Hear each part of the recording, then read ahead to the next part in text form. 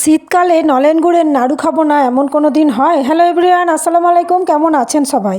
আমি নলেন গুড়ের মুড়ির নাড়ু করেছি। দেখুন, খুব সুন্দর খেতে হয়, দারুণ টেস্টি হয়। আমি প্রতি শীতকালে প্রতি বছরই করি, আর করে এটা অনেক দিন রাখা যায়, রেখে খাওয়া যায়। তার জন্য ছোলা ভাজার খোলা ছাড়িয়ে নিয়েছি, বাদাম ভাজার খোসা ছাড়িয়ে নিয়েছি।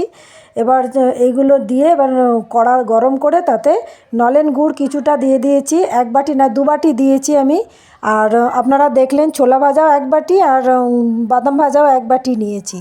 আর গুড়টাকে এরকম গরম করে জাল দিয়ে এইভাবে পাটালির মতো একদম শুকনো শুকনো দেখুন পুরো কড়া থেকে ছেড়ে ছেড়ে উঠে পড়ছে, এইরকমভাবে কন্টিনিউ নাড়াতে হবে। নাড়িয়ে একদম ঘন করে তাতে বাদাম ভাজা ছোলা ভাজা দিয়ে এটাকে ভালো করে গুড়ের সঙ্গে মিশিয়ে নিলাম। মিশিয়ে নিয়ে তারপরে এর সঙ্গে মুড়ি ঢেলে দেবো।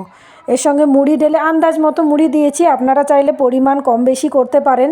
যদি ছোলা ভাজা বাদাম ভাজা বেশি করে খেতে চান বেশি করে দেবেন, আর যদি কম করে খেতে চান তাহলে কম করে দেবেন। আমি আন্দাজ মতো দিয়েছি, আপনারাও তাই করে নেবেন। এবং গরম গরম নাড়ু পাকাতে হবে। হাতে একটু গরম লাগবে ঠিকই, কিন্তু খুব একটা বেশি গরম লাগবে না। আর গরম গরম থাকতে থাকতেই নাড়ু করতে হবে, না হলে জমে যাবে। আর এইভাবে হাতের দরকার হলে একটু তেল মাখিয়ে নেবেন, সামান্য তেল নিয়ে নেবেন। আর এইভাবে নাড়ু করে অনেক দিন রাখা যায়, রেখে খাওয়া যায়। ধন্যবাদ সবাইকে।